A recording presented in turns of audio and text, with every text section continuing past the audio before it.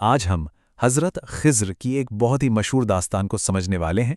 ये एक ऐसी कहानी है जो हमें भक्ति, विनम्रता और उन आसमानी आज़माइशों के बारे में सोचने पर मजबूर कर देती है, जो हमारे ईमान को परखती हैं। तो सबसे पहला सवाल यही उठता है कि भक्ति का, डिवोशन का सच्चा मतलब क्या है? क्या ये सिर्फ इबादत और दुआओं तक ही है या इसका मतलब कुछ और भी गहरा है?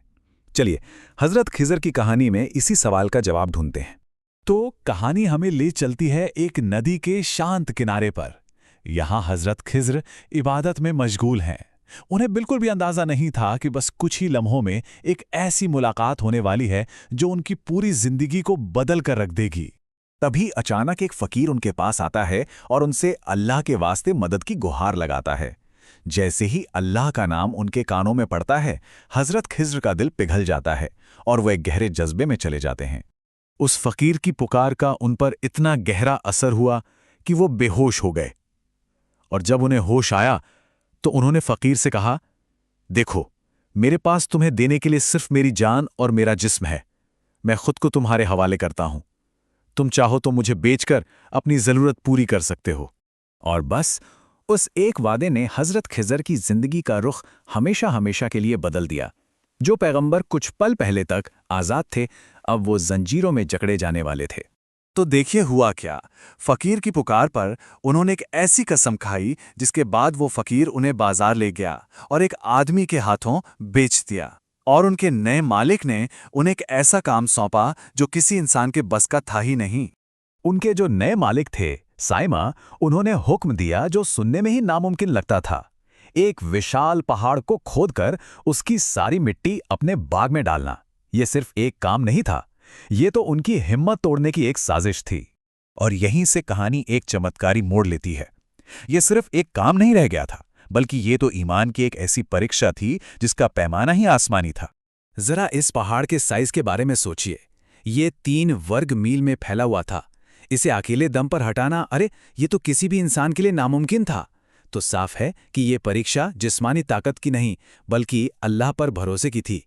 अब जब साइमा वापस लौटा तो जो उसने देखा, उस पर उसे यकीन ही नहीं हुआ। पूरा का पूरा पहाड़ अपनी जगह से हट चुका था और हजरत खिज़्र बड़े ही इत्मीनान से इबादत में लगे हुए थे। साइमा की हैरत का तो कोई ठिकाना ही नहीं रहा। उसे ये एहसास होने लगा कि ये कोई मामूली गुलाम नहीं है। उसने घबराकर पूछा, ये तो बताइए कि आप हैं कौन? और जैसे ही हजरत खिज़्र ने अपनी पहचान बताई, साइमा के तो होश ही उड़ गए। उसे फौरन अपनी गलती का एहसास हुआ, उसने तौबा की और उसी वक्त हजरत खिज़्र को आज़ाद कर दिया। लेकिन रुकिए, हजरत खिज़्र की आजमाइशें अभी खत्म नहीं हुई थीं। असल में उनकी सबसे बड़ी परीक्षा तो अब शुरू होने वाली थी। एक ऐसी परीक्षा जो ताकत की नहीं बल्कि नीयत की थी। ये समझने की कि नेकी और दुनिया से लगाव के बीच कितनी महीन सी लकीर होती है। तो जब हजरत खिज़्र वापस उसी नदी के किनारे पहुंचे तो उन्होंने देखा कि एक शख्स उनके लिए दुआ कर रहा है। पूछने पर पता चला कि वो शाहज़ोन नाम का एक फरिश्ता है। और यहाँ शाहज़ोन ने उन्हें एक बहुत ही गहरा सबक सिखाया। देखिए, हज़रत खिज़्र ने इबादत के लिए एक जगह बनाई, लेकिन फरिश्ते ने समझाया कि इसके पीछे अनजाने में अपने लिए एक घर की चाहत भी छुपी थी। उन्होंने छांव के लिए पेड़ लगाया, लेकिन उसमें भी दुनियावी आराम की तलाश का एक हल्का सा असर था।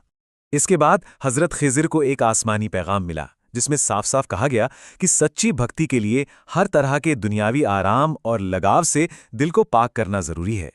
तो अब ये कहानी अपने आखिरी और सबसे जरूरी सबक पर पहुंचती है कि सच्ची आज़ादी चीज़ों को छोड़ने में और अल्लाह की मर्जी के सामने पूरी तरह से खुद को सौंप देने में है। अपनी विनम्रता देखिए। इतना सब कुछ होने के बाद भी हज़रत खिज़्र ने फरिश्ते शाहज़ून से कहा कि वो उनके लिए दुआ करें ताकि उनकी तौबा कबूल हो जाए।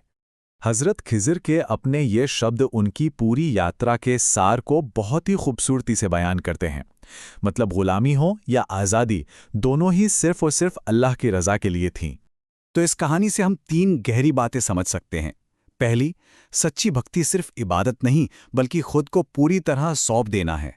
दूसरी, हमें अपने नेक कामों की नीयत को भी बार बार परखते रहना चाहिए कि कहीं उनमें दुनिया का लगाव तो नहीं छिपा। और आखिर में, सच्ची आज़ादी अल्लाह की मर्जी को कबूल करने में ही है।